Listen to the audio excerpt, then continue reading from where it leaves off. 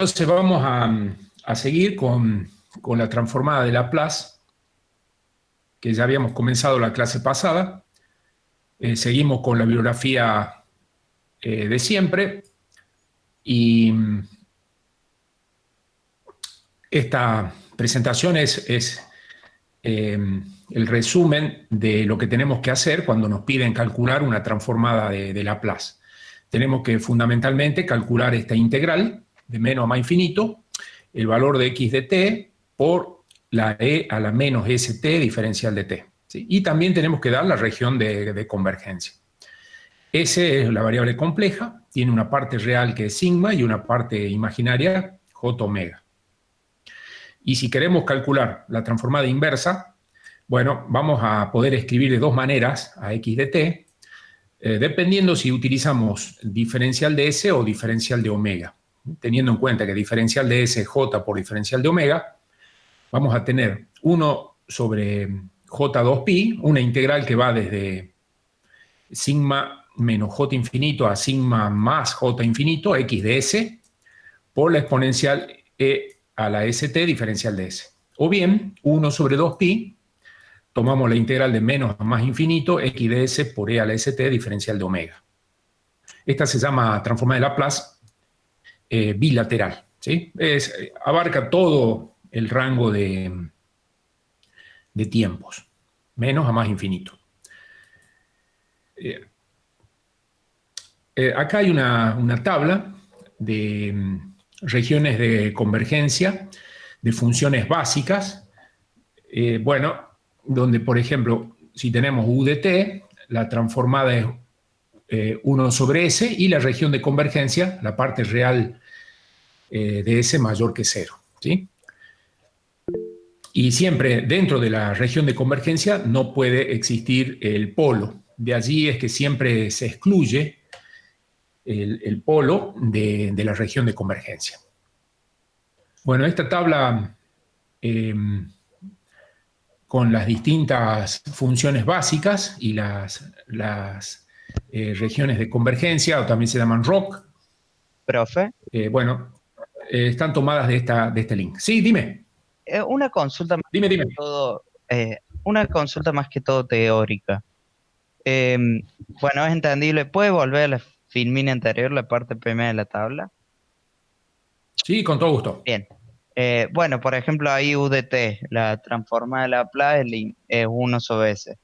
Lo que no estaría entendiendo es bueno, en el polo obviamente tiene sentido que no converja la transformada, pero lo que no estaría entendiendo es qué es lo que se estaría cumpliendo teóricamente para que valores menores a cero no converja la integral o la transforma. Eso es lo que no me queda claro. Sé descubrir la región de convergencia, todo indicarla, pero no estaría entendiendo la definición teórica de por qué, en ese caso particular, por ejemplo, valores antes de cero no converja la integral.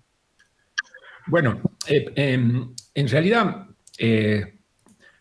cuando uno quiere calcular, por ejemplo, la transformada de Laplace, y en este caso reemplaza x de t por u de t, la u de t ya existe para los positivos. Entonces, esta integral ya se transforma en una integral que va desde 0 hasta infinito. ¿Está bien hasta ahí? Claro, sí, ahí voy entendiendo bien. Eso sería. Después, por ejemplo, como u de t vale 1, entonces toda esta x de t la reemplazada directamente por 1. Y te queda Claro. la integral de e a la menos st por diferencial de t. Y eso te da como resultado, eh, 1 sobre menos s por e a la menos st, ¿no es cierto? Entre 0 e infinito. Claro, Claro, cuando vos evalúas en infinito, te queda e a la menos infinito, que es 0. claro. Y después te queda menos e a la 0,1. Entonces ahí el menos con menos te hace, en definitiva, esto se transforma en 1 sobre s. ¿Está bien? Claro. Sí, sí. Ahora, claro, ¿qué ocurre? ¿Qué ocurre? El 1 sobre s es es un cociente de polinomios. Y el polinomio del denominador tiene problemas cuando la S se hace cero, efectivamente. Claro, ¿No claro, es cierto? Por eso de ahí es como que hay que excluirlo. Y por otro lado, eh, ¿por qué tomamos hacia la derecha y no hacia la izquierda? Porque resulta que nuestra U de t ya no existe para los negativos. claro, Entonces, por eso es que vamos a restringir después el uso de la, claro. de, ¿no es cierto? Ah, También, claro. ¿sí? O sea, o sea que no es que no converja la transformada, sino que no tiene sentido ya que no tiene valor de la función para ser menor que cero, sería una forma de decirlo.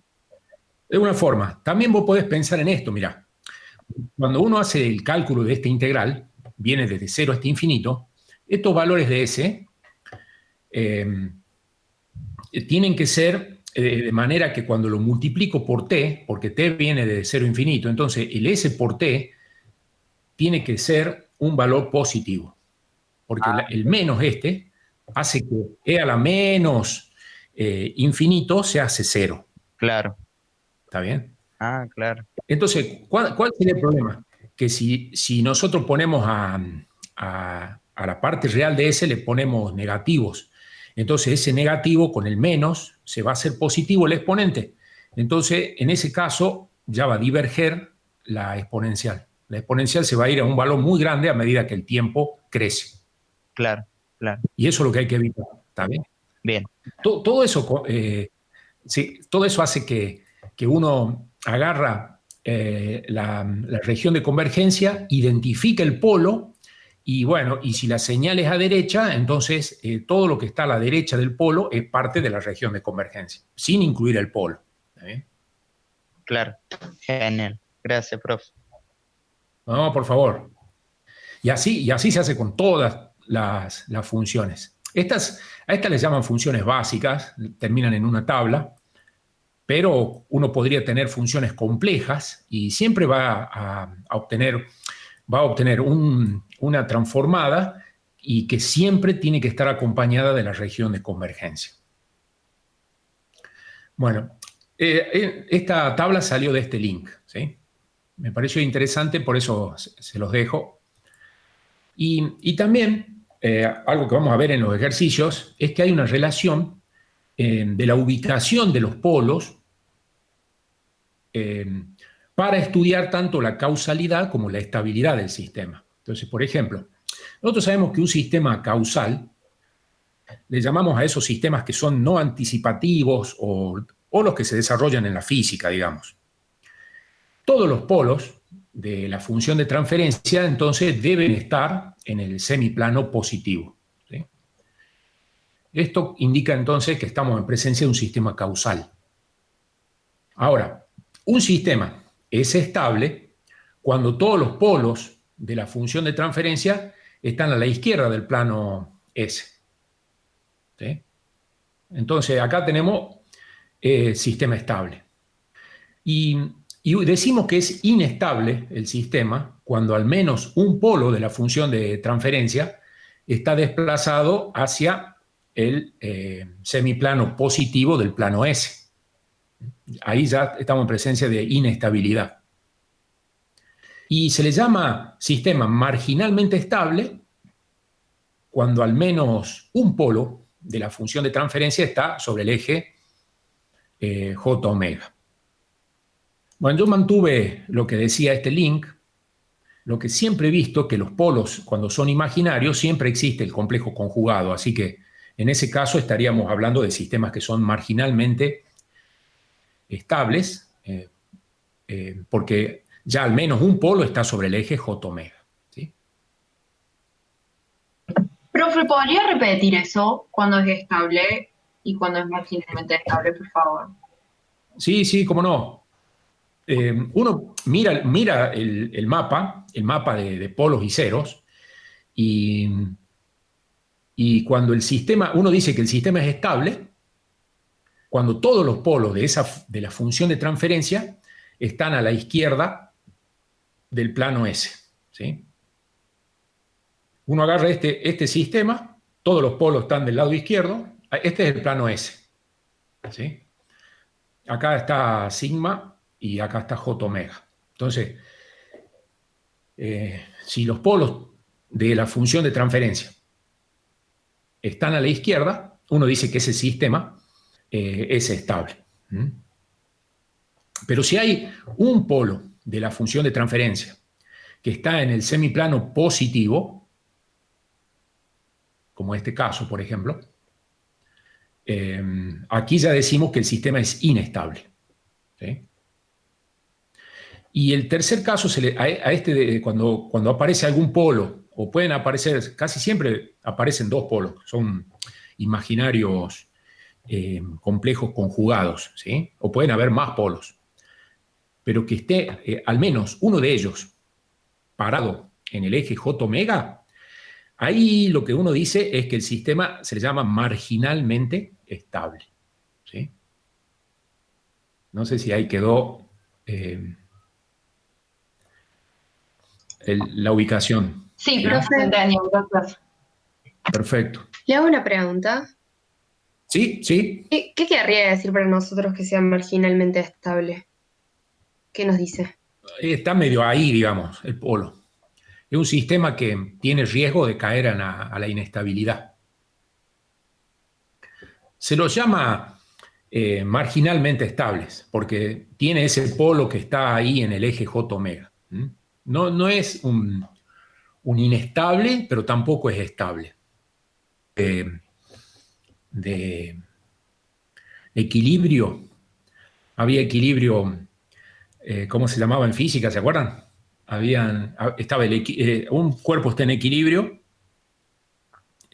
estable, o puede estar en un equilibrio inestable, ¿sí? Y puede estar en una situación tal que lo podés llevar rápidamente a la inestabilidad. Entonces ese tercer estado es marginalmente estable. ¿Mm? Son nombres que tienen los sistemas y bueno, permiten conocer, decir, yo sé que este sistema es marginalmente estable, entonces quiere decir que sus polos están al menos en el eje J omega. Y eso hace entonces que el polo, si se llega a modificar por alguna interacción con otro sistema, puede caer a la inestabilidad, ¿sí? También podría caer a la estabilidad. Cuando uno tiene un sistema y lo conecta a otro sistema, a veces para eliminar, por ejemplo, en este caso donde tenemos el polo a la derecha, ¿no? Este puede ser molesto, este polo, ¿sí? Entonces, lo que se suele hacer es agarro mi sistema, que tiene estos tres polos, y hay este que me molesta, y le pongo otro sistema acá en cascada que tenga un cero en esta posición. Entonces, la combinación de estos dos hace que el nuevo sistema ahora tenga los polos en el semiplano izquierdo. ¿Está bien? Y entonces yo sigo trabajando con el sistema que tenía, pero ahora ya no tiene el polo que me producía inestabilidad. ¿Sí? No sé si me explico. Sí, profe, gracias. Sí, perfecto, perfecto. Y ahí preguntan por el chat si cuando los polos están a la izquierda sería no causal. Sí, sí. Sí, ahí justo veía el chat. Cuando están a la izquierda, el sistema no causal. Exactamente. Exactamente. Eso es útil para recordar, ¿sí? Como las regiones de convergencia no tienen que incluir polos y también es útil recordar que la posición de los polos dicen si el sistema es causal o no y habla también de la estabilidad. Entonces, bueno, ahora vamos a ver algunos ejercicios y ahí se aclara un poco más, ¿sí? Bueno, esto también está tomado de este link que me pareció interesante. Bueno, Vamos a ver un problema donde hay un slit no causal. No causal, ¿sí? Como ahí justo el que pregunta Nicolás. En este caso tenemos un slit no causal y nos dicen que la salida de ese slit tiene una transformada IDS, que es este cociente de polinomios. Y dice que cuando la entrada tiene la forma x de t, fíjense que la característica de los sistemas no causales es que están formados por una combinación de señales en donde aparece el u de t y el u de menos t. ¿Sí?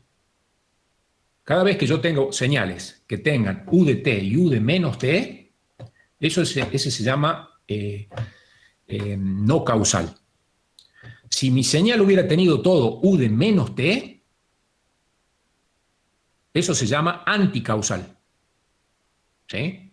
O sea, si solo hubiera sido u de menos t. A eso le llamamos anticausal. Y si hubiera tenido u de t pura, o una combinación de u de t, es un sistema causal. ¿Sí? Bueno, entonces, como es no causal, se espera que la entrada del sistema, o alguna parte del sistema, vamos a ver que puede ser h de t también, lo que caracteriza, ¿no?, al sistema no causal. Así que acá x de t no es, la entrada también es no causal acá. ¿Sí? No solo el slit es no causal, sino que la entrada es no causal. ¿Por qué? Porque tiene de u de t con u de menos t. ¿Sí? El problema nos dice, bueno, determinemos cuánto vale la respuesta al impulso y las regiones de convergencia de las transformadas de Laplace de la entrada del sistema, o sea, la función de transferencia, y la transformada de Laplace de la salida. ¿Está bien? Profe, una pregunta. Nosotros viendo IDS, que es un cociente de polinomios, no podemos decir si es causal o no. Nos tienen que decir que no es causal, ¿verdad? Sí, exactamente. Ok. Porque la transformada de Laplace puede provenir de la misma expresión matemática, ese cociente puede provenir de al menos dos señales temporales distintas. Y entonces, siempre la transformada de Laplace tiene que estar acompañada de la región de convergencia. Y como en este caso no me dan la región de convergencia, pero sí me dan el dato de que el slit es no causal. Entonces, esto me está definiendo cómo va a ser la región de convergencia, en definitiva. ¿Sí? Entonces, solo mirar el IDS no nos dice nada. Necesitamos un dato más, o la región de convergencia o las características del slit. ¿Sí? Eso, siempre necesitamos esos dos. Bueno, vamos a ver. ¿Cómo se soluciona? Vamos a agarrar nuestro x de t, la entrada, vamos a ir a la tabla. Y en la tabla vemos que cuando hay exponenciales que acompañan al u de t, la transformada es 1 sobre s más a, y la región de convergencia, el sigma, mayor que menos a. Y cuando la exponencial positiva acá en el exponente multiplica u de menos t, la transformada es menos 1 sobre s menos a, y la región de convergencia sigma menor que a. ¿Sí? Entonces vamos a agarrar eso y aplicamos. Aquí tenemos e a la menos t por u de t. O sea, agarramos el primer resultado de la tabla. El 1 medio lo dejamos constante y hacemos 1 sobre s más 1. Y el segundo, acá hay un menos, que se va a hacer, con este menos, se va a transformar en más. El 1 medio lo mantenemos y hacemos s menos 1. Y esta es nuestra transformada de Laplace de la entrada. Ahora, lo que vamos a hacer es resolver esta suma de estas fracciones. Y cuando hacemos eso, fíjense en que acá vamos a resolver el numerador y se van a cancelar las constantes y nos queda una x de S que es igual a S sobre S más 1 por S menos 1. Esta es una buena forma de ver siempre las transformadas de Laplace. Siempre conviene verlas así, ver los polinomios factoreados, porque eso permite ver rápidamente cuáles son los ceros y los polos de x de S. Fíjense que cuando S vale 0, en el numerador se anula x de S. Entonces, ese es un 0 de x de S. Entonces, el 0 lo representamos con este círculo en el origen. Y los polos son menos 1 y más 1. Son los valores de S que anulan el denominador. Entonces, los representamos con cruces, 1 y menos 1.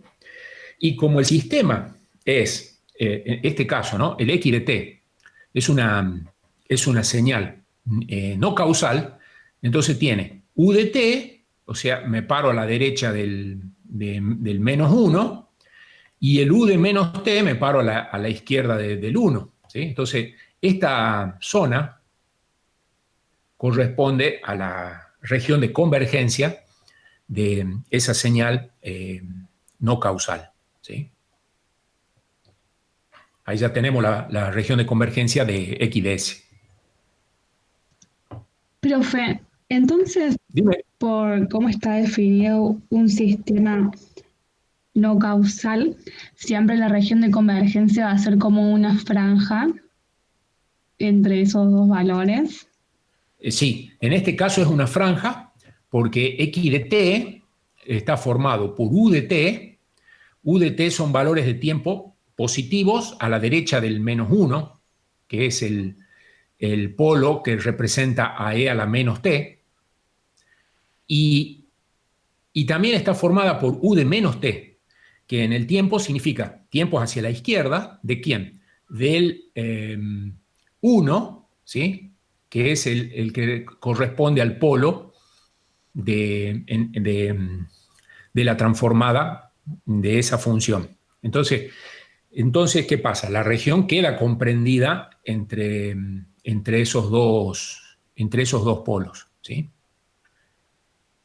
Pero es por las características que tiene x de t, ¿sí? Es muy importante ver la forma que tiene x de t. X de t está formada acá por u de t y también está formada por u de menos t.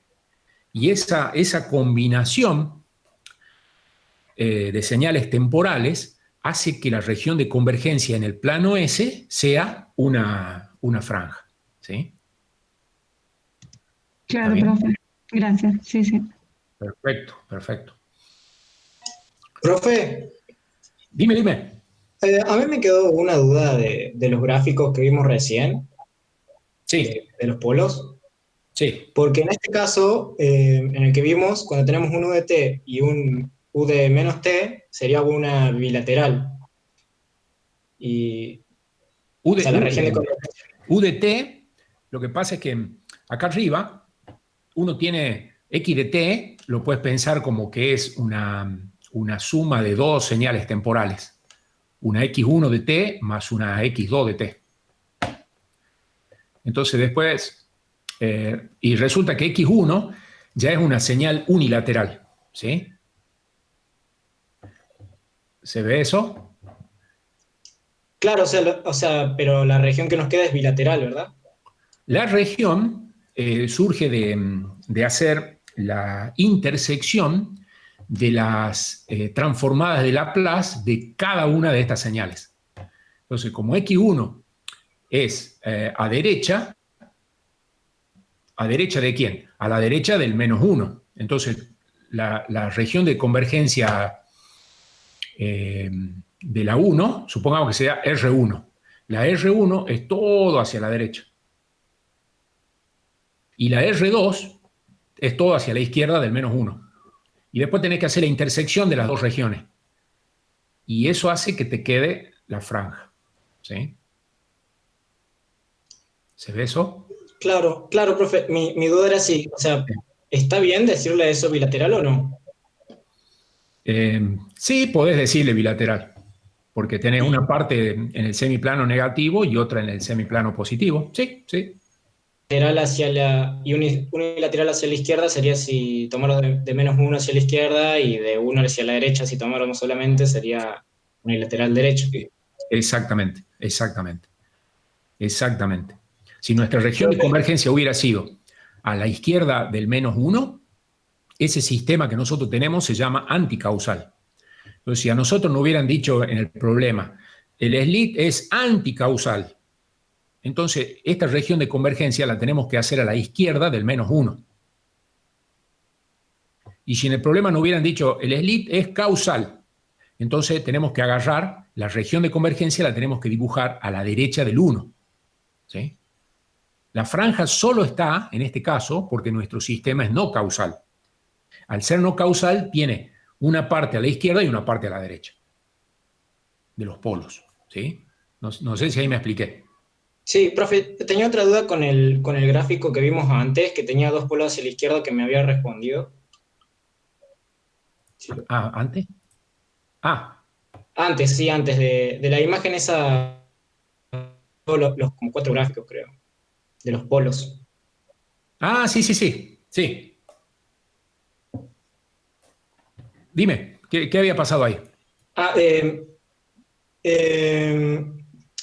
En ese caso que habíamos dicho que sería no causal, podría decirse que depende, o sea, porque si decimos que es anticausal, sería si lo analizamos desde un polo hacia la izquierda, y si fuera no causal, sería si analizamos como la parte entre medio de esos 2 polos, por ejemplo. Exactamente, exactamente. La mayoría de los libros le llaman no causal directamente y no hacen la diferencia entre anticausal y causal. Hay algunos libros que hacen esa distinción. A mí me parece que está buena hacerla, porque en realidad son 3 posibilidades cuando uno tiene 2 polos. Entonces, es como una definición más certera, yo diría. Pero vas a ver en algunos libros que le llaman directamente no causal, ¿sí? Directamente. No le ponen el anticausal.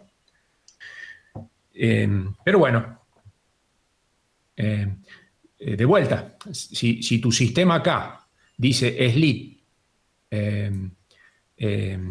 anticausal y tenemos los mismos datos acá, lo que tenemos que hacer acá es dibujar la región de convergencia para acá, a la izquierda del polo, más a la izquierda.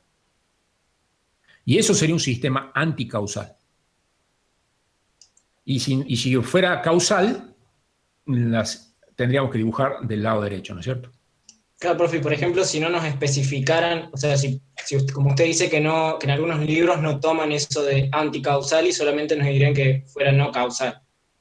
Y nos dan, ahí tendríamos que interpretar nosotros cuál de esos 2 casos sería, según la distinción que hace entre uno y otro usted. Sí, y te diría más, cuando uno tiene dudas, da todas las respuestas. Siempre en los problemas que uno tiene en la vida real, digamos, uno no conoce bien el comportamiento del sistema. Entonces dice, yo tengo un slit, lo que te puedo asegurar es que es un slit, pero no sé si es causal o es no causal. Y tampoco te hago la definición fina de que es anticausal, porque no sé. Entonces lo que se hace es dar todas las respuestas. ¿Sí? Eso Bien, profe, gracias. Dale. Creo que agregué un problema de esos, si no mal recuerdo, para que lo analicemos, porque son esas cosas que uno tiene en la realidad. Bueno, acá tenemos la IDS que nos daban al principio. Y ahora, como sabemos que nuestro sistema es no causal, entonces sí o sí la región de convergencia tiene que ser una banda. Si a mí no me hubieran dicho que el sistema es no causal, no sé cuál es el comportamiento del sistema. Entonces tengo que dar 3 respuestas. Tendría que hacer a la izquierda del polo más a la izquierda, o a la derecha del polo más a la derecha, o entre los polos. Tendría que dar 3 respuestas. Pero como acá nos dicen de que el slit es no causal, entonces ubicamos los polos. Un polo es -3 y el otro polo es 1. Los ubicamos los polos y entre los polos dibujamos la región de convergencia. Eso ya sin dudas es así, ¿sí? Porque este slit, por suerte en el dato nos dicen que es no causal.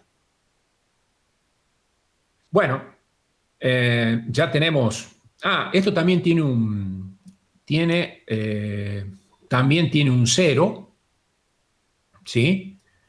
Que acá habría que ver dónde está el cero, es más 5, ¿sí? Así que este cero me parece que hay que corregir y ponerlo en más 5, ¿sí?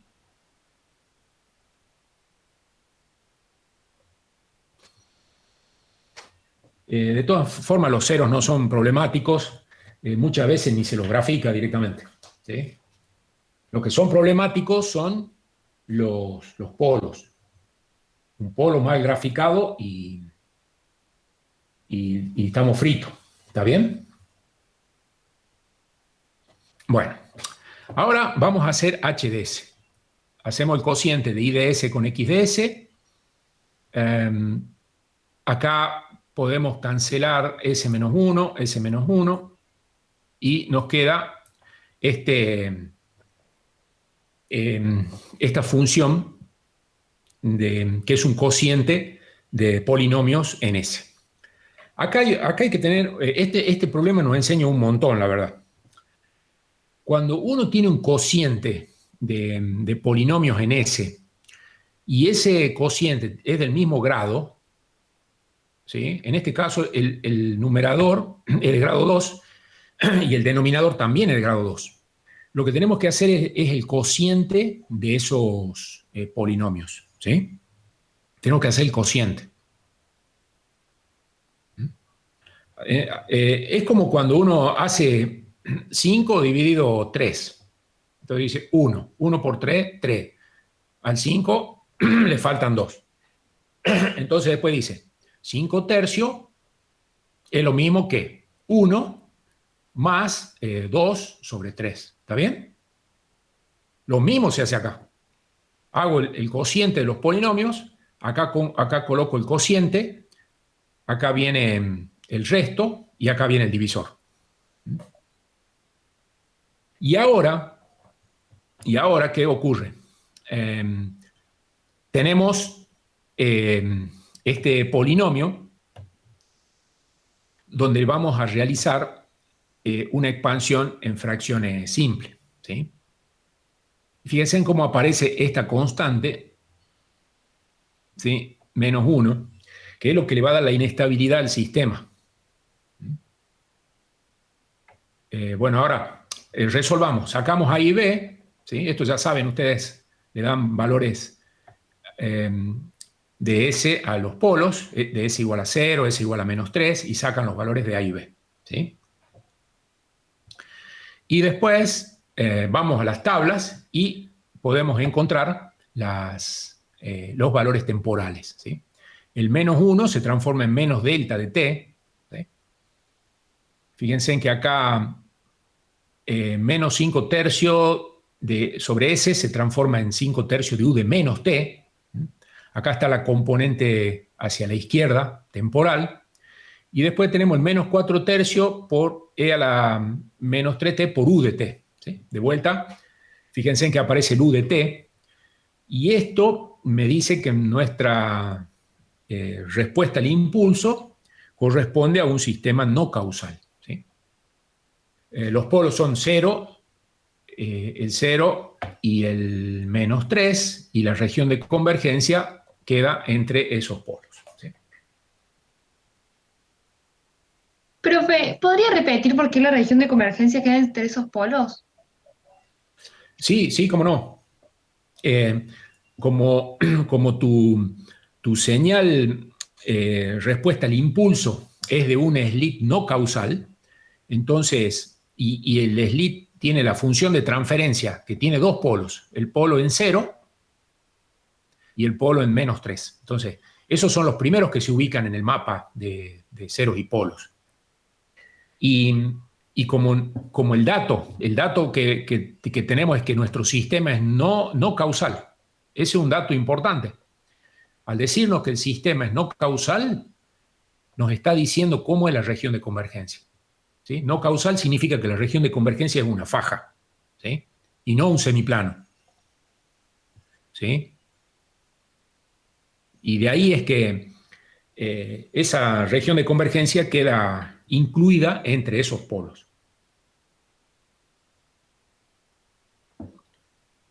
Pero podríamos haber tenido esta misma HDS y nos dicen, no, nuestro sistema es anticausal. Entonces, tenemos que dibujar la región de convergencia a la izquierda. Y acá, esta U de T ahora se transforma en U de menos T, porque es todo hacia la izquierda. Y esto sería un anticausal. Anticausal. La misma HDS. Tengo que cambiar acá solamente. ¿Sí? Tengo que poner un menos acá porque me voy a la izquierda. Anticausal. Y si el mismo sistema que tiene esta HDS, pero nos dice, no, el sistema es causal, entonces la región de convergencia es la que viene a la derecha, del polo más a la derecha. ¿Sí? Acá mi sistema es causal. Y ahora tengo que reemplazar esta U de T menos T por U de más T. Tengo que corregir. Todas me tienen que quedar en función de U de T. O sea, U de T positiva, causal. U de menos T, anticausal. Y la combinación de las dos, U de T y U de menos T, no causal. ¿Sí? No sé si quedó claro.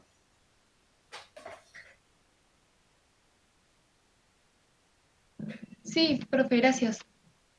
Muy bien, perfecto. Y profe, una pregunta. ¿Cómo no? H y X, ¿siempre van a ser, si uno es causal, todos, o sea, van a ser todos causales o todos anticausales? O sea, como que, por ejemplo, en este caso, las tres regiones de convergencia son iguales en el sentido que están entre los dos polos. ¿Eso Sí, siempre es así, esa relación? sí, normalmente cuando uno tiene un sistema no causal, normalmente lo trabaja con señales no causales, o sea, lo alimenta con una señal no causal. ¿Por qué? Porque sabe que el sistema es no causal y la respuesta va a ser no causal. Se podrían hacer combinaciones, se podría colocar un X de T causal y que ingrese a un sistema no causal, ¿sí? Lo que normalmente uno hace es mantener la naturaleza de del sistema. O sea, el que manda siempre es el sistema. ¿Sí? Si yo sé de antemano que tengo un sistema no causal, entonces lo normal es que uno lo alimente con una señal no causal, porque espera que la salida ya sea no causal. ¿Sí? Y Agostina, ¿por qué lo hace inestable? Porque el delta es una señal, el delta que está acá es una señal no estable, ¿no? ¿Se acuerdan que el delta de T, es una señal que tiene un ancho muy, muy chiquito, que tiende a 0, y tiene una altura que se va al infinito. Pero el área de eso es 1. ¿Sí? O sea, la integral del delta de T por diferencial de T es 1. ¿Sí? Pero en el fondo, el delta de T es una señal que se fue al infinito. ¿Sí? Y eso es lo que lo hace inestable. Porque yo tengo una entrada inestable y produzco inestabilidad en el sistema. El sistema no... la presencia del delta lo hace inestable. ¿Sí? Y por eso es que la posición de los polos hablaban de la inestabilidad, ¿cierto? Hablan de la inestabilidad del sistema. ¿Sí? No sé si queda... ¿Sí? Perfecto, perfecto. Bueno, este está muy bueno. La verdad que es un sistema que tiene 3 polos, ¿sí? 3 polos. Y nos dice obtener 4 funciones del tiempo a los cuales corresponde la transformada, ¿sí? Y nos dice que veamos cuáles son las regiones de convergencia. Este es un ejercicio típico donde uno solamente conoce la función de transferencia, pero no sabe cómo se comporta el sistema, ¿sí? Entonces, lo que hay que hacer cuando uno no tiene ese dato, fíjense en que no nos dicen cómo es el sistema. Y tampoco nos dicen la región de convergencia. Entonces, lo que tenemos que hacer es encontrar todas las soluciones que tiene. Con 3 polos, tiene 4 funciones temporales a las que puede corresponder esa única transformada. Hay 4 expresiones temporales. ¿Sí? Por eso, y eso es lo que normalmente se hace. Yo tengo la función de transferencia y estudio todas las posibilidades, porque no sé cómo es mi sistema realmente. Entonces, lo primero que se hace es el mapa, también se le llama mapeo, de ceros y polos, y se establecen las regiones de convergencia. Fíjense en que no tiene ningún cero y tiene 3 polos. Al tener 3 polos, tiene 4 regiones de convergencia. ¿Sí? La región A la izquierda de -1, la B entre -1 y 2, la C entre 2 y 3, y la D a la derecha del 3. ¿Sí? Y no hay otra. Son esas 4 regiones de convergencia. Entonces, ¿cómo lo solucionamos? Hacemos fracciones simples. ¿Sí? Dejamos cada polo con su factor. Vamos a encontrar los factores. Podemos tomar, como son polos simples, tomamos directamente límites. ¿Sí? Todos estos polos son de grado 1, son polos reales, así que tomamos los límites del producto de S más el polo por el H de S, ¿no? Y tomamos ese límite para S que tiende a -1. El polo es -1.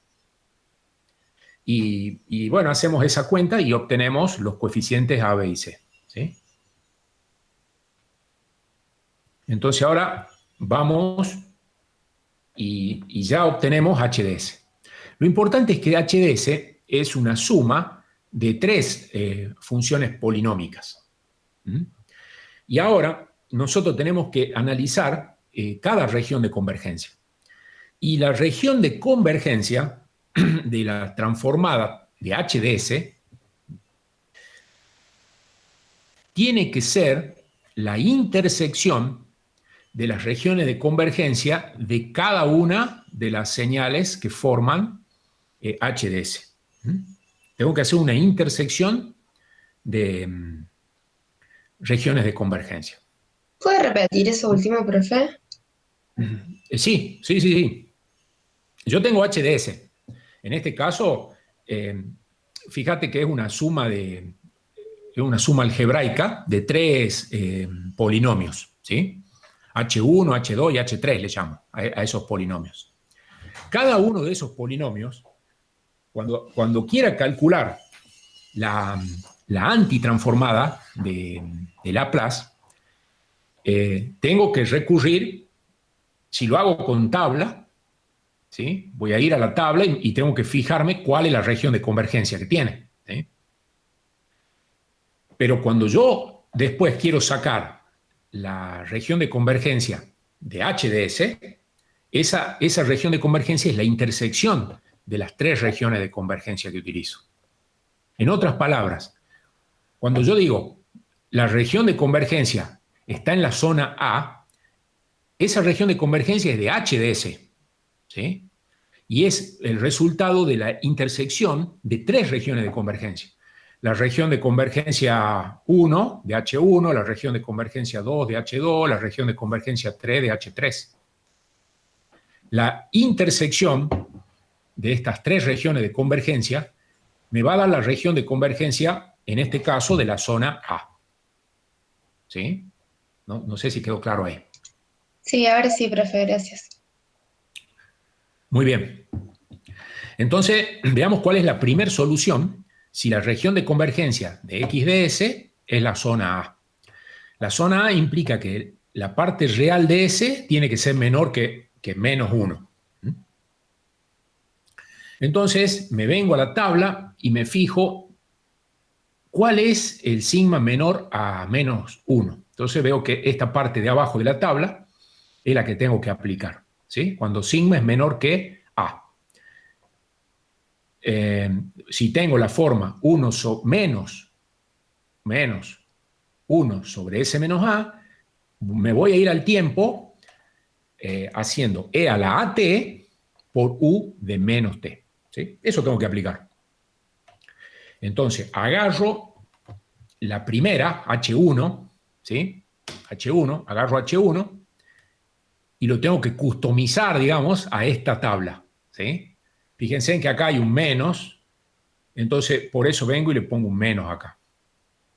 La constante 12 pasa directo y acá tengo un más 1 y acá dice menos A, así que le tengo que cambiar el signo, de manera que acá viene el signo cambiado de A. Por eso es que acá viene menos 1, ¿sí? Pero esto me queda menos 1 sobre 12 por E a la menos T. ¿Sí? Esa es la región de convergencia para H1 de S. ¿Mm? ¿Está bien? El sigma menor que menos 1. Ahora agarro H2. H2. ¿Está bien hasta ahí? ¿Vamos bien? Sí, profe. ¿Sí? Perfecto. Agarramos H2 ahora. Pero H2 tiene que tener como condición que sigma sea menor que menos 1. Entonces me paro de vuelta en la misma tabla y me fijo quién hace que me vaya a la izquierda de este número de menos 1. Entonces vuelvo a aplicar U menos 1 sobre SA. Como este ya tenía un menos acá, este se va a transformar en más. El polo aquí es 2, entonces le cambio el signo a 2 y el 1/3 lo paso directo. ¿Sí? ¿Qué ocurre? La región de convergencia, si yo tuviera que aplicar H2, siempre arranca en el polo 2 y me voy hacia la izquierda. Pero cuando hago la intersección con el otro, que calculé recién, me quedo con el sigma menor que menos 1. ¿Sí? Y así hago lo mismo con H3. Me paro en H3. Tengo que mirar el sigma menor que menos 1. Me voy a la tabla, a esta parte de la tabla. Aplico este resultado. Cambio el signo y fíjense en que como siempre va el U de menos T, entonces saqué factor común, queda U de menos T. La región de convergencia viene desde la izquierda del 3, pero cuando intersecta con las otras, ya me quedo con sigma menor que menos 1. Y este es X de T, sí, sí. Pregunta, ¿no la región de convergencia antes de hacer todo eso no tendría que ser como a la izquierda del menos 1 y a la derecha del 3? Porque si no, inevitablemente vas a tener un polo si incluís la otra parte, digamos. Claro, por eso es que las X de T van a ser distintas, ¿sí? Las X de T van a ser distintas de acuerdo a dónde vos te pares con la región de convergencia. De convergencia, está bien. Claro.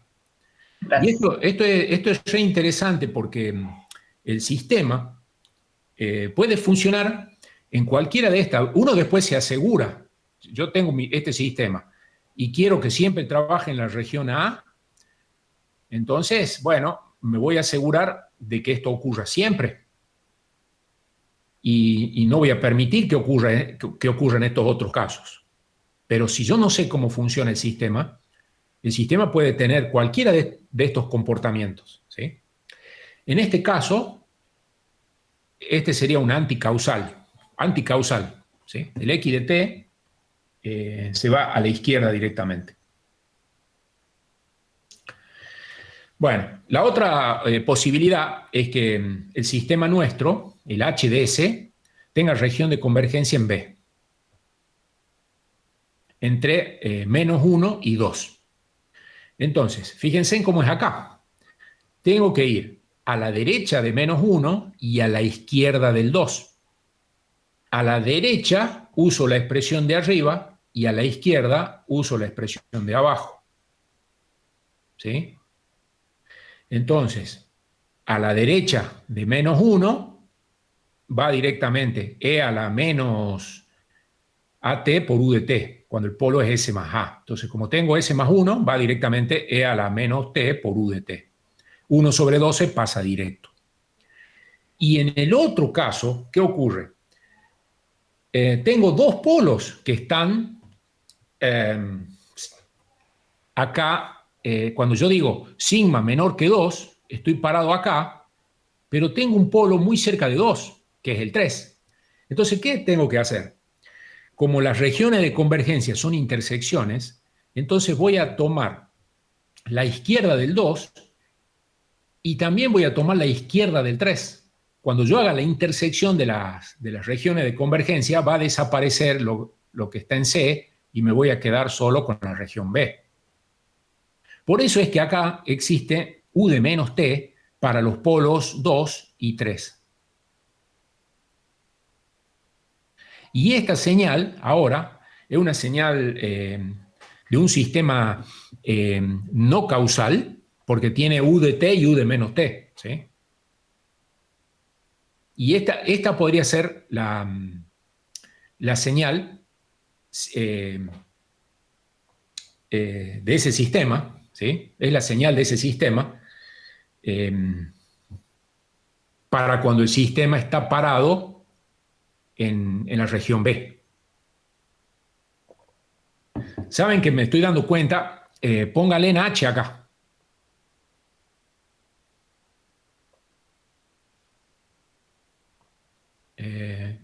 Diapositiva 15. H en lugar de X, ¿sí?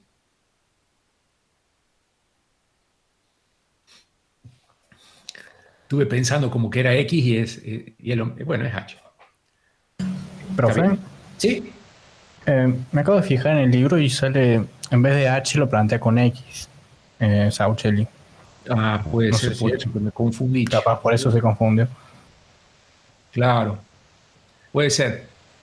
Bueno, como acá le hemos llamado H, entonces esta debería ser H. ¿Sí? Sí, sí, debe ser. Yo siempre trabajo con ese librito y ese librito a veces pone H y después pasa X y si no te diste cuenta en el momento y me lo comí, ¿sí? Bueno, pero gracias por eso. Entonces, lo que estamos haciendo es la antitransformada de H de S, o sea, estamos obteniendo H de T. ¿Sí? Bueno, y ahora que tenemos que hacer lo mismo con C y con D.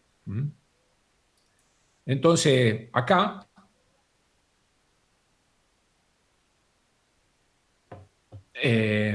cuando agarramos sigma entre 2 y 3, o sea, estamos en la región C, tenemos que estar a la derecha del 2 y a la izquierda del 3. Pero el 2 tiene un polo en menos 1. Entonces, este polo que está pegado al 2 también tiene que ir a la derecha. ¿Sí? Por eso es que acá las expresiones de la tabla nos permiten encontrar a la derecha del menos 1, a la derecha del 2, multiplicar por U de T. Y después nos paramos en el polo 3 y nos vamos a la izquierda. ¿Sí? Y este es nuestro H de T para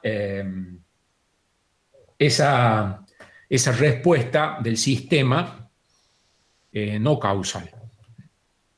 Y el último caso sería si nos paramos en la región D con sigma mayor que 3. Y esto es un sistema totalmente causal, ¿sí? A la derecha nos tenemos que ir del polo. Entonces agarramos esta parte de la tabla y tenemos que aplicar E a la menos AT por U de T. Y eso hacemos con los tres polos y nos vamos a la derecha. Y ahora tenemos un sistema causal. ¿Sí? Bueno, hay 4 respuestas, depende de donde uno quiere trabajar. ¿Sí? En este anticausal, en estos dos no causales o en este causal. ¿Sí?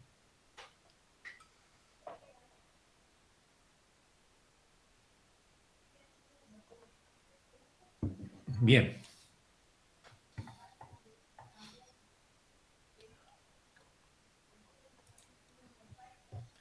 Bueno, vamos, otro slit que tiene una entrada E a la menos T por U de T y una respuesta al impulso E a la menos 2T por U de T.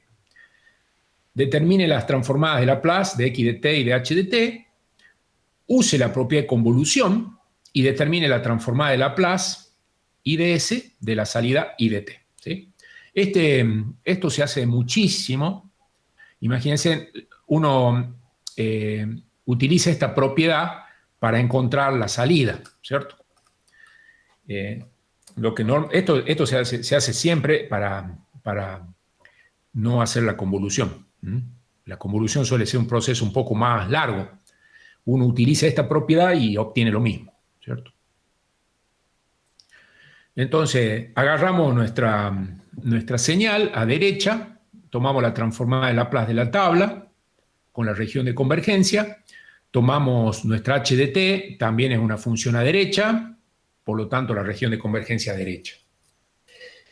Y ya tenemos las transformadas. Esto lo sacamos directamente de las tablas, ¿sí? Sin ningún problema. Y creo que esta es la parte más importante, porque sabemos que la salida del slit es la convolución de la entrada por la respuesta al impulso. La propiedad de la convolución en el tiempo nos dice que la transformada de la salida es el producto de la transformada de la entrada por la transformada del sistema. Fíjense en cómo hay que mantener la región de convergencia, ¿sí? de este sistema. Nos tenemos que parar a la derecha del polo más a la derecha y esa es la región de convergencia de nuestra salida.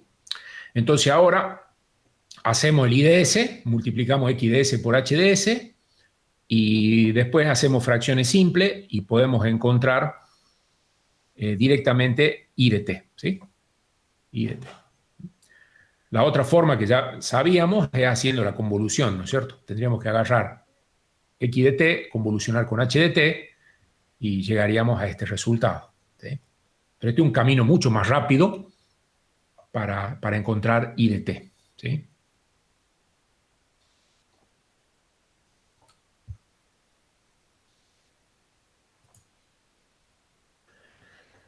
Bueno, ¿dónde se usan estos slits? Para modelar, ¿sí? Se usan muchísimo. Acá, por ejemplo, tenemos este medidor de presión que se modela con un slit y tiene una respuesta temporal al escalón unidad dada por esta expresión matemática. O sea, acá hay una respuesta al escalón unidad, ¿sí? Y después dice que para una cierta entrada que no se conoce, X de T, uno observa en la salida esta expresión matemática. Entonces dice que para esa medición hay que determinar cuál es la entrada de presión al medidor, ¿sí? Bueno, es muy importante leer bien los enunciados porque tiene estas cosas que uno puede cometer error. Acá dice la respuesta temporal es al escalón unidad, ¿sí? Y no es la respuesta al impulso, ¿sí? Entonces no es h de t lo que están colocando ahí. Entonces, vamos a ver cómo lo solucionamos. R le vamos a llamar a la respuesta al escalón unitario. Y vamos a tomar la transformada de Laplace, de R de t, ¿sí? 1 sobre S, que es la de 1 por U de t. Después dice menos E a la menos T por U de T, es menos 1 sobre S más 1. Y el T por E a la menos T por U de T es 1 sobre S más 1, todo al cuadrado. Entonces aquí vamos a resolver el numerador y el denominador. Se cancelan algunas cosas en el numerador, de manera que queda esta respuesta al escalón unitario, queda 1 dividido S sobre S más 1 al cuadrado. ¿Qué pasa? ¿Cómo es la respuesta al impulso? La respuesta al impulso es la derivada de la respuesta al escalón unitario. Entonces, por propiedad de la transformada h de s es S por R de S. Y ahora sí ya tenemos función de transferencia, ¿sí? Profe, ¿eso es tipo una propiedad? Que sea... Una propiedad de... Sí, porque la derivada de U es delta, ¿te acordás? Sí. Entonces, de esa propiedad, uno puede expanderla, ¿sí? Uno puede decir, yo esto que les puse por acá, nuestra respuesta al impulso es la derivada de la respuesta al escalón unitario, aprovechando que la derivada de U es el delta. Ahora, cuando uno tiene una derivada de una función, cuando hace la transformada de Laplace de la derivada, esa transformada es S por R de S. Esa es una propiedad de la derivada. Yo tengo la derivada de R de t con respecto a t y le hago transformada de Laplace, eso se transforma en S por R de S. ¿Sí? ¿Lo vieron a eso? Sí, profe. Perfecto, perfecto. Gracias. No, no es nada. Esto es porque una derivada primera. Y entonces multiplicamos S por R de S, y acá se va a cancelar este polo en el origen, y queda ya nuestra respuesta al impulso, la transformada de Laplace de la respuesta al impulso, o sea, nuestra función de transferencia.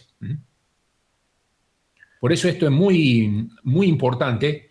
El problema tiene como truco, digamos, el hecho de que nos da la respuesta al escalón unitario. Y después hay que tomarle la derivada al escalón unitario para obtener la respuesta al impulso.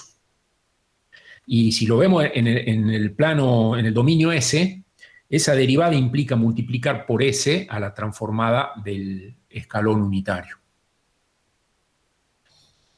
Una vez que tenemos h de S, ahora ya podemos encontrar h de t. Pero vamos a hacer lo siguiente. Nosotros conocíamos la salida para una entrada que no se conoce. Entonces, vamos a tomar la transformada de Laplace de la salida, y eso nos da I de S. Bueno, acá esto tiene tres polos. Lo que se suele hacer es tratar de reducir esta expresión. ¿Por qué? Porque después la vamos a combinar en este caso, con h de s para obtener x de s, ¿cierto? Por eso es que se hace toda esta cuenta del polinomio para tratar de reducirlo. Entonces después se hace I de s sobre h de s, y eso nos da la transformada de la entrada, que ahora tiene un 0 y tiene dos polos. Hacemos expansión en fracciones simples, y ya podemos encontrar x de s. Una vez que tenemos x de s, fíjense en que podemos encontrar x de t, ¿sí? Que era la entrada que se desconocía del sistema, ¿sí?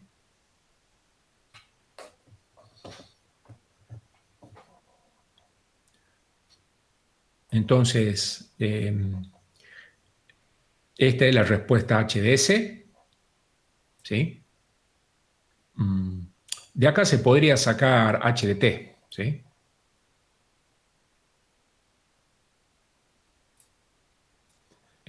Parece que no lo pedía, y solamente pedía la entrada, ¿cierto? Bueno, no sé si ha quedado alguna duda.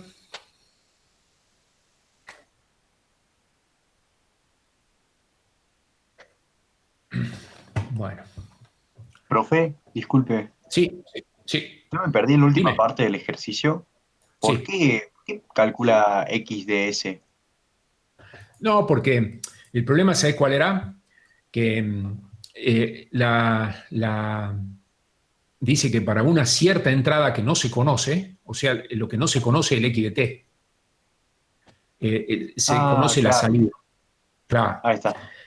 Esto suele ser típico cuando vos haces ensayos y vas midiendo la salida. Y la entrada todavía no la podés modelar. Es como que vos lograste modelar solamente la salida.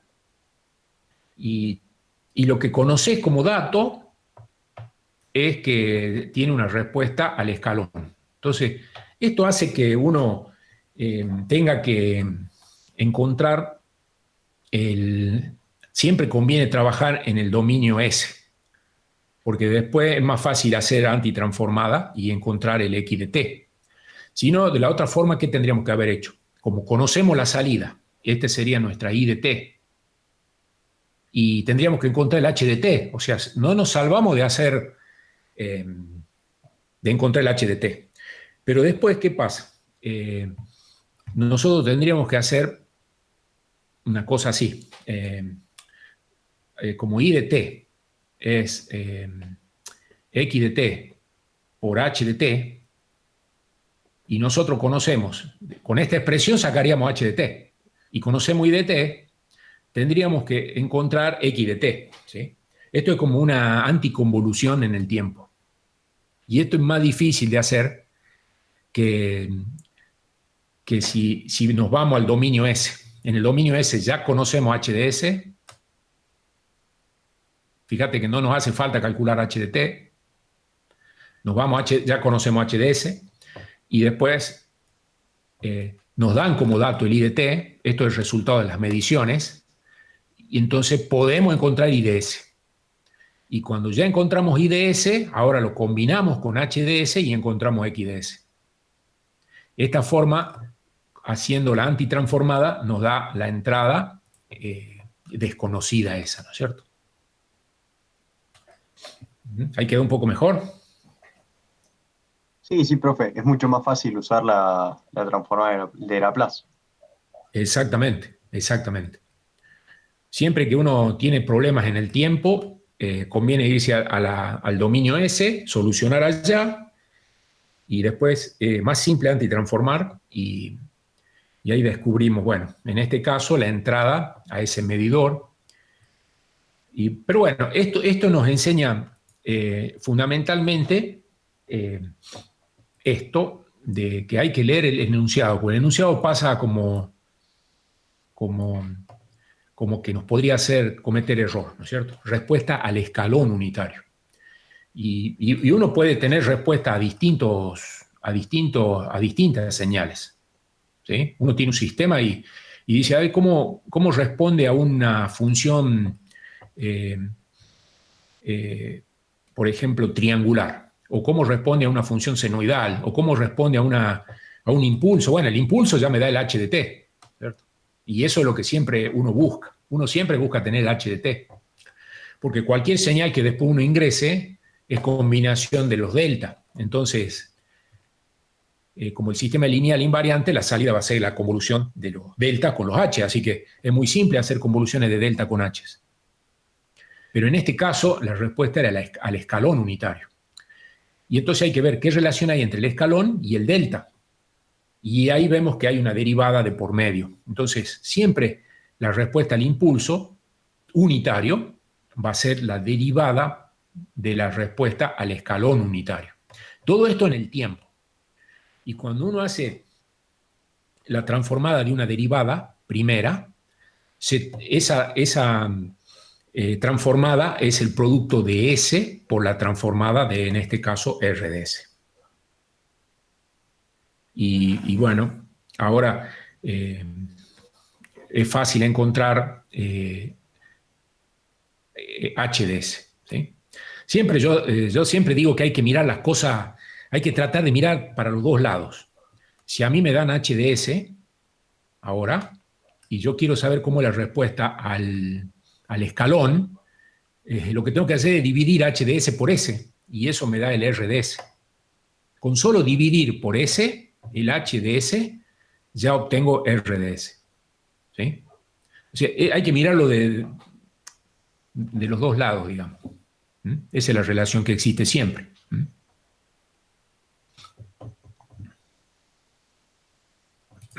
Bueno.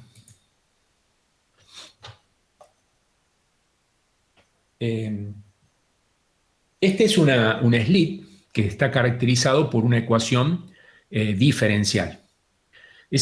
Siempre la ecuación diferencial relaciona las entradas con las salidas. ¿Sí? Podría haber derivadas de las entradas también. Bueno, y acá nos dice que x de s e y de s son las transformadas de Laplace de x de t e y de t. Y h de s sabemos que es la transformada de Laplace de la respuesta al impulso h de t. ¿Sí? Determine h de s como razón de polinomios en S. Grafique el mapa de polos y ceros de h de s. Y después dice que encontremos h de t para los siguientes casos. ¿Qué pasa si el sistema es estable? ¿Qué pasa si el sistema es causal? ¿Y qué pasa si el sistema no es estable ni causal? O sea, estas son las posiciones que van a tener los polos en nuestra región de convergencia, ¿no es cierto? Vamos a ir viendo cómo hacemos para sacar h de t para estos tres casos, ¿sí?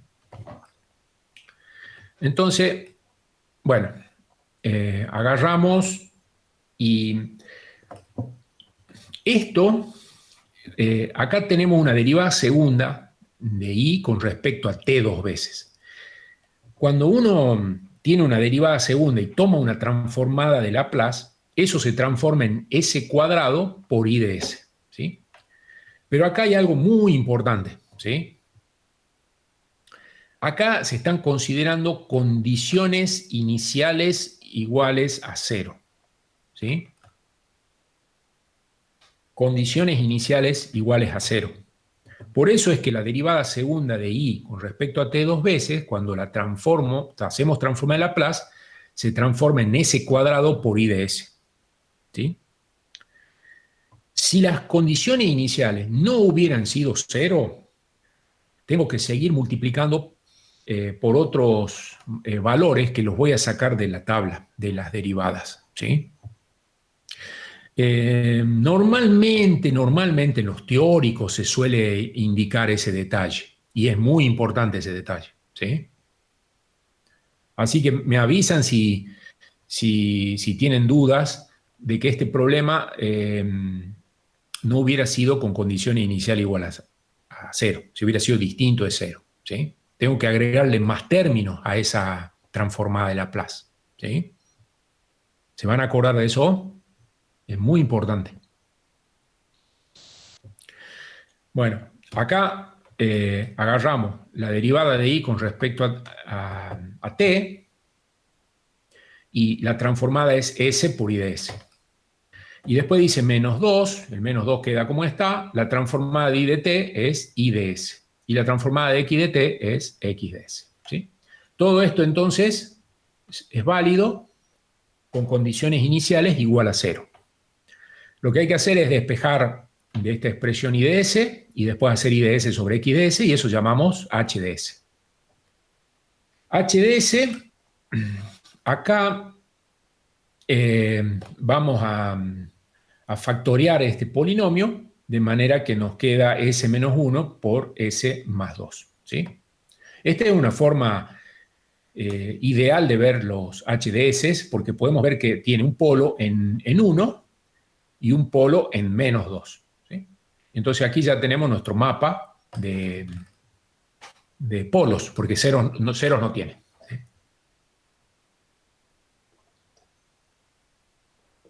Ahora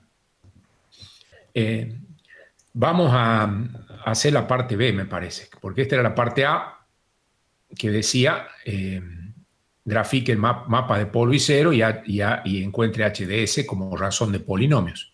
Y ahora tenemos que hacer la parte B. ¿Cuáles son los h de t suponiendo distintos tipos de sistema? ¿Sí?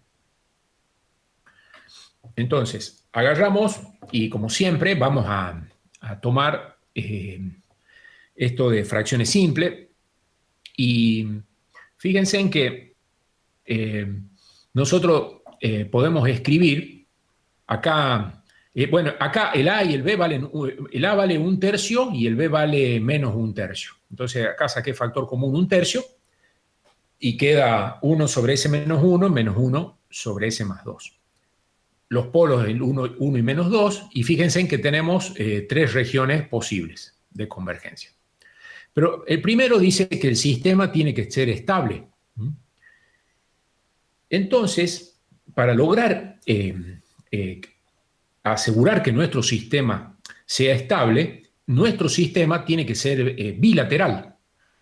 O sea que el sigma tiene que estar entre menos 2 y el 1. ¿Sí? Eso es típico de los sistemas estables, estos que son bilaterales. Entonces me voy a la derecha del menos 2 y a la izquierda del menos 1. Profe, perdón, para que sea estable no tenía que estar a la izquierda los polos. Sí, eso es una condición, pero también podemos hacer que sea bilateral. Ah, ok. Podemos hacer que sea bilateral. El problema es que no va a ser causal, ¿ves? ¿Sí? ¿Por qué? ¿Sabes por qué tiene estabilidad? Porque como está contenido en esa región, no se nos escapa el sistema, ¿sí? No se nos hace inestable, porque justamente está contenido en esa área, ¿sí? El problema es que es estable, pero no es causal, porque tiene componentes de U de menos T. ¿Está bien? Una duda, profe. Sí. Entonces, en el caso de que fuera causal, porque o sea, me suena que la causalidad depende si el intervalo contiene al punto cero. O sea, ¿tiene algo que ver? ¿Estoy en lo correcto? ¿No va por ahí A la ver, cosa? ¿cómo es de vuelta? O sea, de que un sistema es estable Sí. si se contiene al eje vertical, o sea, al punto cero. De modo que también. Ahí tenés el hecho de que si la región de convergencia contiene al eje J omega, entonces lo que tenés es que existe la transformada de Fourier. ¿Sí? Ah, ok. Entonces puede, digamos, no contener Vos podés tener. estable también. Claro, Ah, ok. exactamente. Gracias. Exactamente. No es nada. Es bien. eh, es bien. Digamos, a veces uno logra una condición, pero le falla en otra, ¿viste? Vos podés tener que sea inestable y no causal. Puede ser inestable y causal, ¿sí? O sea, puedes tener esas dos condiciones. También podés tener estable y no causal. O sea, se puede dar esa condición con solo definir la región de convergencia. Entonces, acá la estabilidad la logramos porque acotamos a una región, a una franja, esa región de convergencia, a costa de hacerlo no causal al sistema. Y mira, en el caso 2, decimos, no, el sistema es causal. Entonces eso obliga a irnos a la derecha del polo más a la derecha. Y en ese caso, nuestro sistema ahora pasa a ser totalmente inestable. Es causal, pero es inestable el sistema. Y en el tercer caso, que dice no estable ni causal, entonces nos vamos a sigma menor que menos 2. Esta sería la condición de anticausalidad. Entonces, el sistema tampoco tiene estabilidad y tampoco es causal, ¿cierto?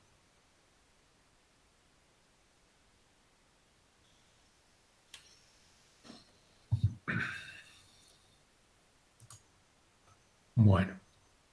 Y acá tenemos otro, este me parece que es el último, un slit causal que tiene respuesta al impulso h de t, tiene estas propiedades. X de t es e a la 2t. Y esto es importante, que es para todo t. Y la salida, un sexto de e a la 2t para todo t, ¿sí? Después dice que otra propiedad es que la respuesta al impulso satisface una ecuación diferencial. O sea que ahora no conocemos el h de t, pero conocemos la una ecuación diferencial de h de t. Justo estoy viendo algo del chat. Causal y estable. Causal y estable. Tendríamos que poner, a ver, causal y estable. Es muy difícil conseguir eso, Nicolás. Sí, causal y estable es como mucho pedir.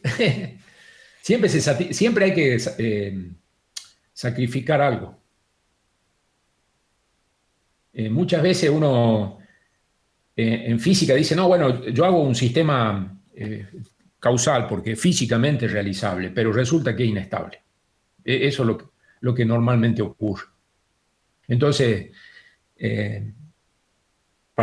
lo que se hace es tratar de volverlo estable. Entonces, y no es estable para todos los tiempos.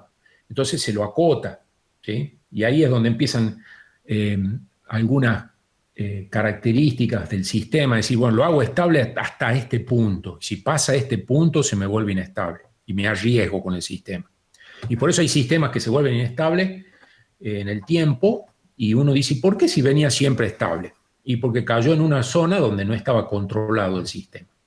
Entonces ahí, para hacerlo estable y causal, tenés que hacer sistemas de control que no lo dejen entrar en la inestabilidad. Pero no es una cosa que yo pueda decir, lo pongo acá al sistema y logro esas dos. ¿Sí? Sí, eso pasa.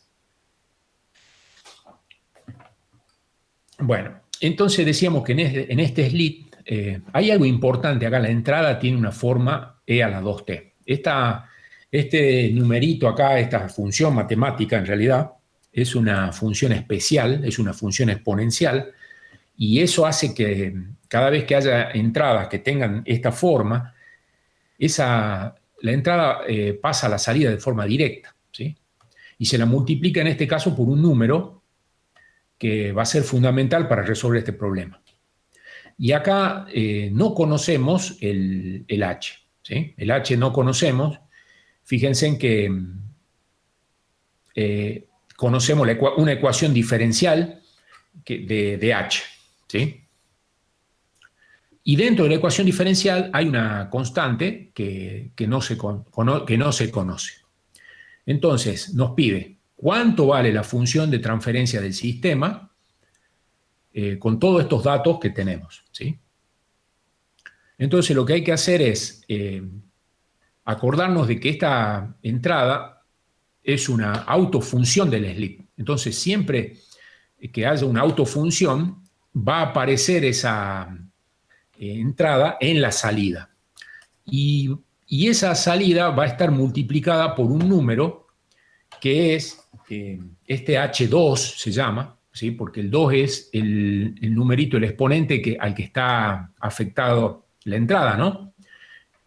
Y ese H2 es la transformada de Laplace valuada en ese número 2, ¿sí? Y como esto ya nos dan como dato que es un sexto de e a la 2t, entonces ya sabemos que el h de 2 es un sexto. Entonces, aprovechando que tenemos la ecuación diferencial de h, tomamos la transformada de Laplace. Y acá, como es una derivada primera, la transformada de la derivada primera se transforma en s por h de s, ¿sí? Y la transformada de h de t es h de s. Bueno, acá tenemos una exponencial por u de t, así que es 1 sobre s más a, que es el exponente. Y después tenemos b por u de t, que se transforma en b sobre s. Entonces podemos sacar h de s como un cociente de estos polinomios en s, Y ahora vamos a evaluar en 2, ¿sí? H de 2. Reemplazamos la S por el 2. Y ahora hacemos la cuenta. Como ya sabemos que es un sexto, podemos sacar el valor de esa constante desconocida. Ahora volvemos a donde tenemos H de S, que ya sabemos cuánto vale la constante B, y podemos encontrar la respuesta de nuestro sistema, ¿sí? Bueno, y ahí terminó el problema, ¿sí? Profe, Sí, disculpe, ¿podría repetir por qué la x de t es autofunción de la slit? esto es una autofunción porque estas exponenciales por Euler tienen, son funciones cosenoidales y funciones senoidales. Y estas funciones tienen una simetría en las frecuencias, ¿sí? Tienen simetrías. Entonces, estas señales, cada vez que aparecen en los sistemas, es como que pasan transparentes por el sistema, ¿sí? Pero afectadas por una constante. ¿Mm? Es como decir, voy a multiplicar por 1. Cualquier cosa por 1 es esa cualquier cosa, ¿está bien? Entonces, esa característica de los slit, que cada vez que tienen estas exponenciales, como estas exponenciales tienen simetría en las frecuencias, porque provienen de funciones coseno y funciones seno, ese comportamiento hace que la salida tenga la misma entrada. Pero en vez de que esté, fíjate, aparece x de t directo, se multiplica por la transformada valuada en la exponencial, ¿sí? Es una propiedad, si vos querés, de los slit. Esto se llama autovalores y autofunciones, ¿sí? Creo que se estudia mucho en álgebra los conceptos de autofunciones y autovalores, ¿sí? Son muy relacionadas las dos. Este sería como un autovalor. El H2 sería como el autovalor asociado a la autofunción. Y ese autovalor depende de quién, depende de la característica que tenga mi sistema. En este caso, nuestro sistema tiene una transformada H de S. Entonces, evaluamos este exponente en S, y ese es el autovalor que multiplicado a la autofunción da como resultado la salida, ¿sí? Esto es se puede deducir también haciendo toda la matemática de esto, ¿sí? Si vos querés estudiar I de t y no sabés qué es una autofunción, y la vas a trabajar como una función genérica, y vas a llegar a descubrir que esa E2t aparece a la salida, ¿sí? Bueno, no sé si ahí respondí más o menos. Sí, profe, 10, gracias. Perfecto, perfecto. A ver, eso de la bilateralidad, cuando se pone la primera condición. A ver, ¿dónde era esto de la bilateralidad? Antes. En el ejercicio de antes. Bueno, no me acuerdo en qué parte.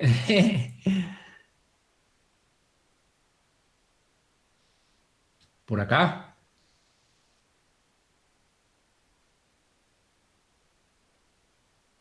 Ya me pasé, no me acuerdo dónde era.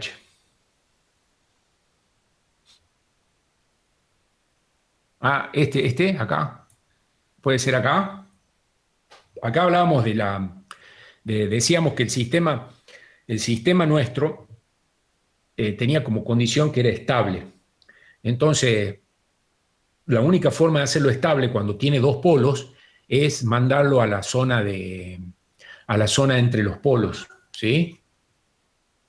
Acá hablamos de la bilateralidad, ¿sí? ¿Ahí, Valentina? ¿Sí?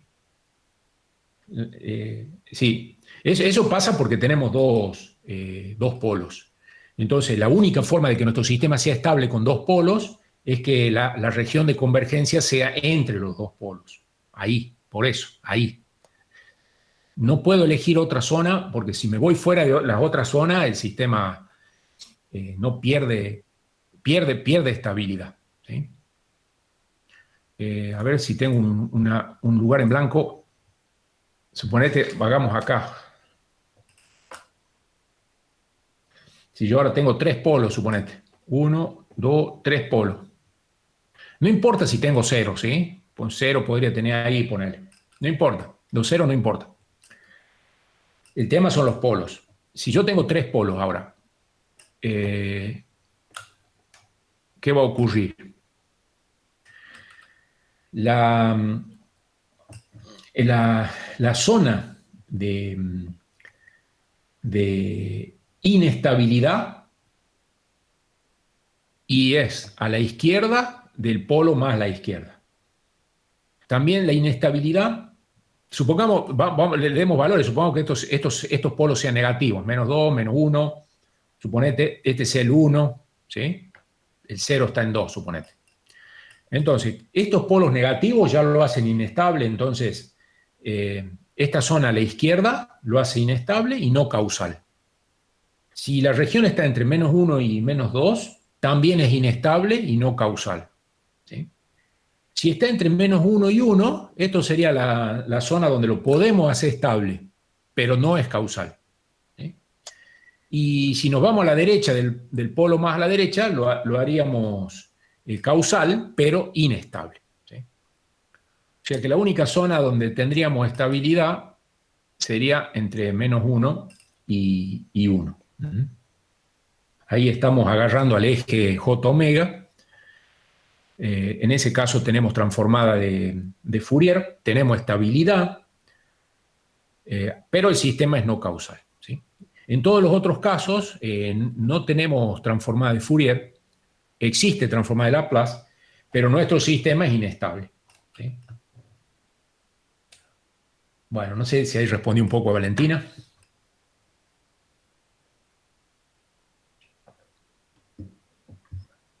Bárbaro, bárbaro. Bueno, y me parece que vimos todos los problemas, ¿sí? Profe, Dime.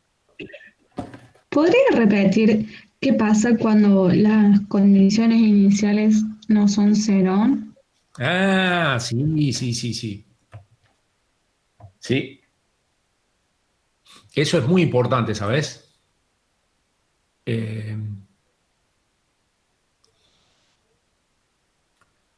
Cuando uno tiene una ecuación diferencial, y toma la transformada de Laplace, las derivadas segunda, por ejemplo, se transforma en s cuadrado por IDS. Pero eso hay que revisar las tablas, ¿sí? En las tablas de las propiedades de la derivada, te dicen de que cuando las condiciones iniciales son iguales a 0, directamente vos vas a multiplicar s cuadrado por IDS. Esa es la transformada de la derivada segunda, de I de t con respecto a t 2 veces.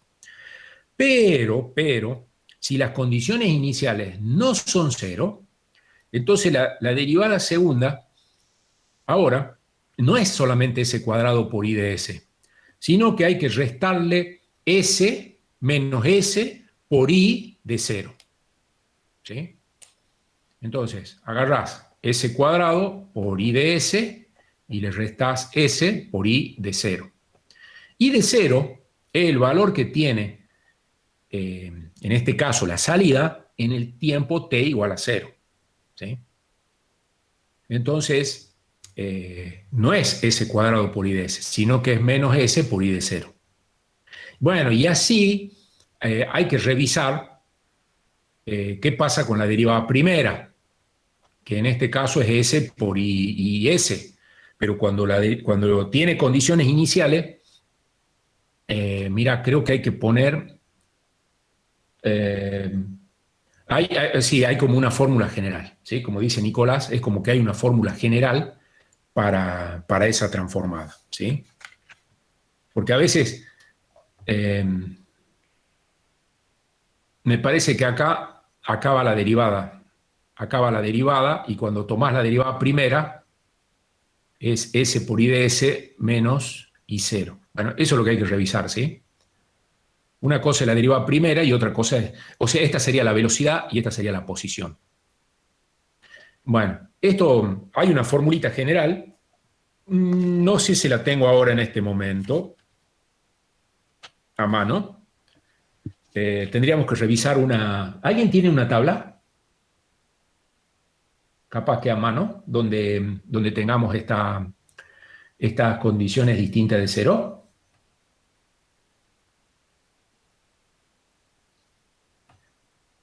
Y si alguien me da una mano con una tabla, de ahí podemos verlo, ¿sí? ¿Y qué temas nos quedan, Valentina? Ah, dale, gracias, Nicolás. ¿Qué temas nos quedan?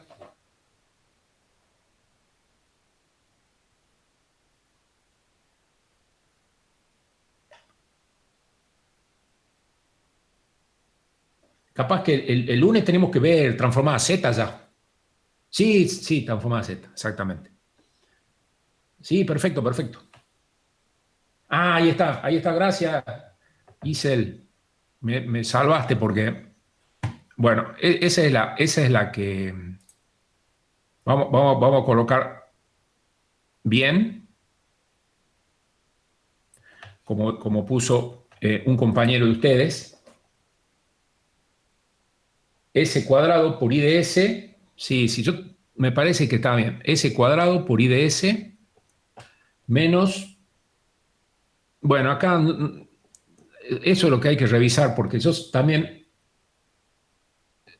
puede ser así, puede ser así.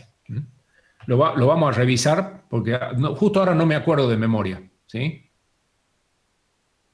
Pero estas son las condiciones iniciales, ¿sí? Distintas de cero. Entonces, en vez de colocar S cuadrado por I de S, hay que colocar menos S por, supongamos que esté bien, I0 menos I'0, ¿sí? Ya lo vamos a revisar bien, ¿sí? No, ahora no me acuerdo de memoria. Profe, disculpe. Sí. Ahí me quedó una duda en el último ejercicio.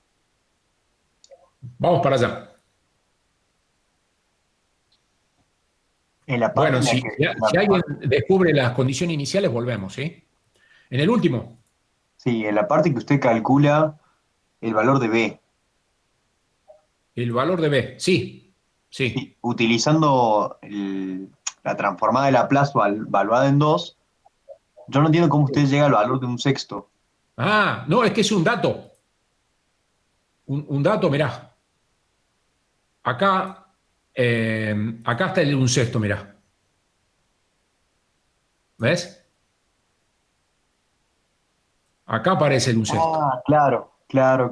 Ahí va. Sí, esto es una medida que se hace. Vos agarrás tu sistema y vos sabés que le vas a dar, vos le das una E a la 2t de entrada. Y medís y allá tenés un sexto de E a la 2t.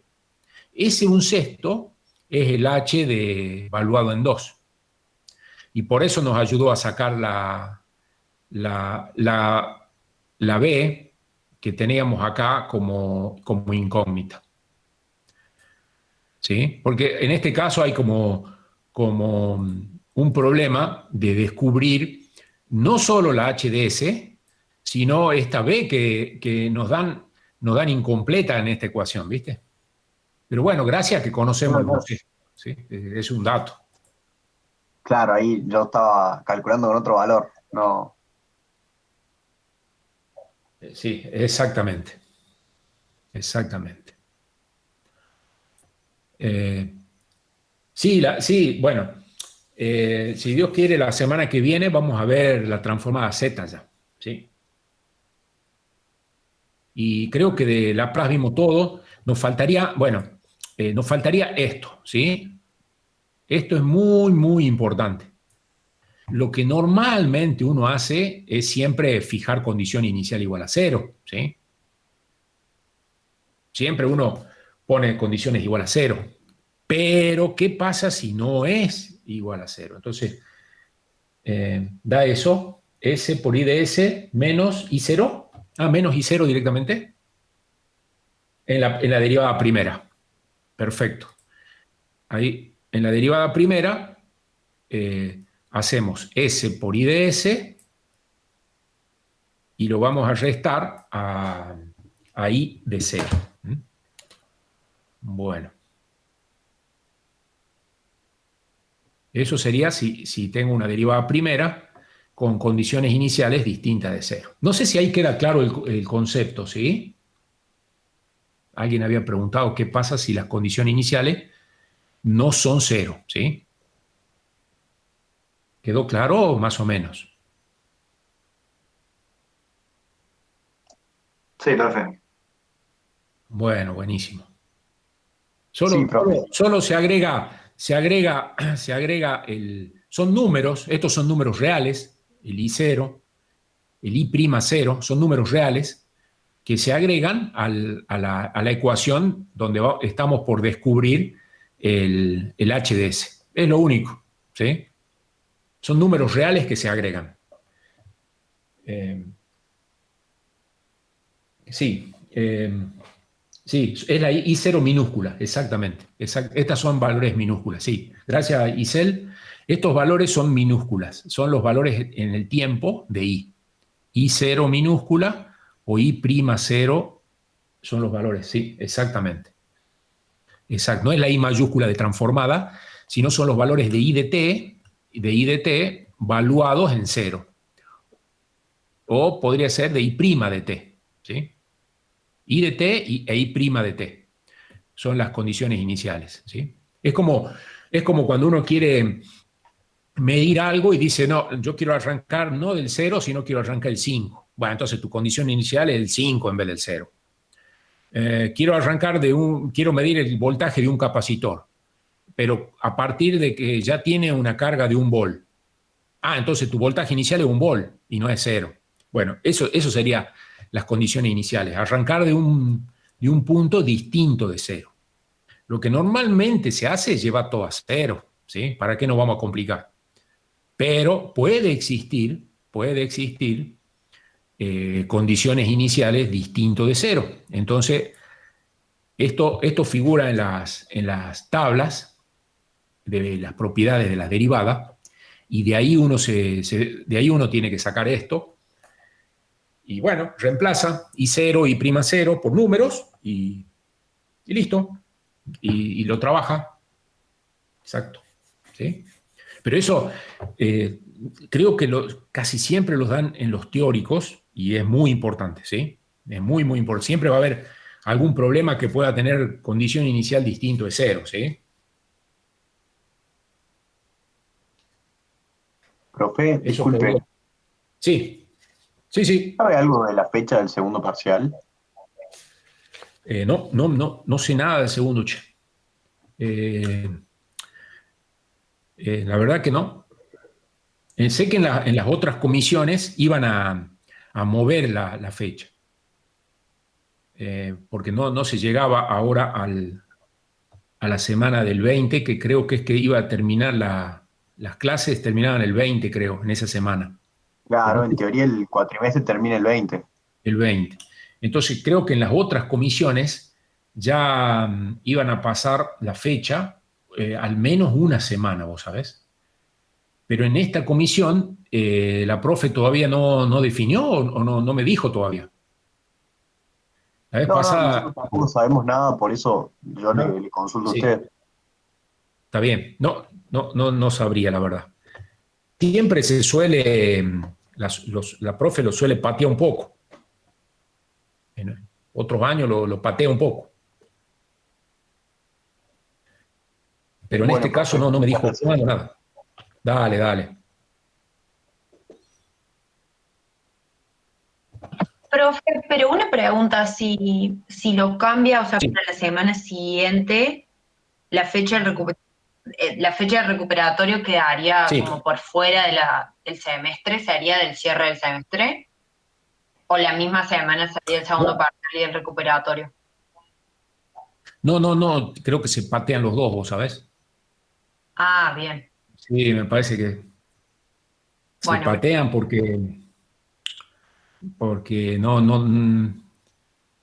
no sé, nunca se puede terminar así justito, justito, ¿sabes? Siempre hay como una tendencia a llevarlo un poco más adelante al segundo y al recuperatorio. Pero no te sabría decir cuánto, ¿vos sabes? Y profe, ¿el coloquio sabe en qué fecha sería más o menos? Ah, menos, me mataste con el coloquio. Tampoco, tampoco sé cuándo los toma la profe. Seguramente entre turnos o algo, pero no sé, nunca supe cuándo toma los coloquios. Eso como lo hace siempre ella ya, ¿viste? Todas estas actividades las termina cerrando la profe. Eh, Así que, pero consulten, ¿no? La profe lo va a escuchar. Si ustedes le piden alguna fecha o algo, la profe escucha, así que no debería haber problemas.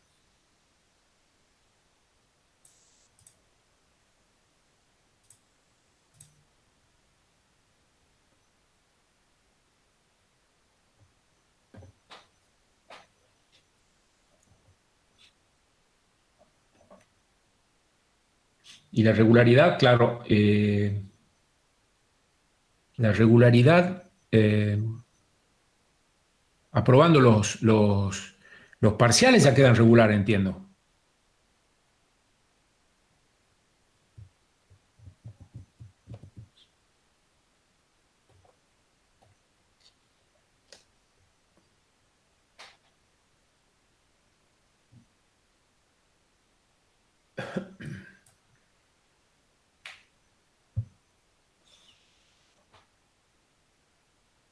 Bueno, ¿le sirven las filminas? ¿Le sirven? Bueno. Ah, bueno, después me fijo algún correo, si no contesté, ya estoy un poquito atrasado nada más, pero ya trato de contestar todo.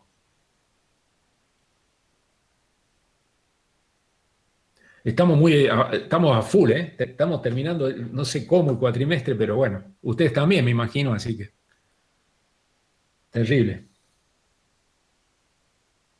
Bueno, sí, vos sabés, Magdalena, es la primera vez que podemos mostrar muchos ejercicios. Eso es lo que veo positivo de esto. Eh, a veces en clase logramos hacer muchos menos, porque hay que escribirlo en la pizarra y todo, ¿no? En cambio, al tenerlo ya escrito, ayuda un poco. Y bueno, eh, sí, dale, pregunte.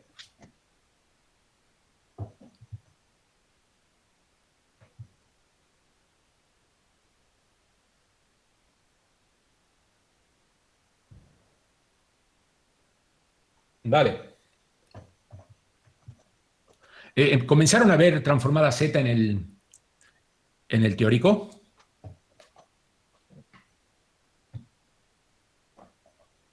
Ah, todavía no. Bueno, el jueves, sí, el jueves arranca. Bueno, perfecto.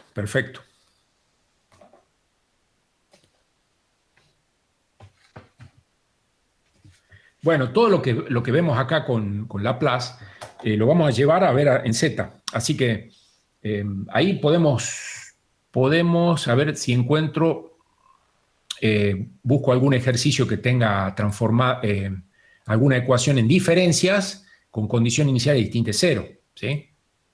Podría ser.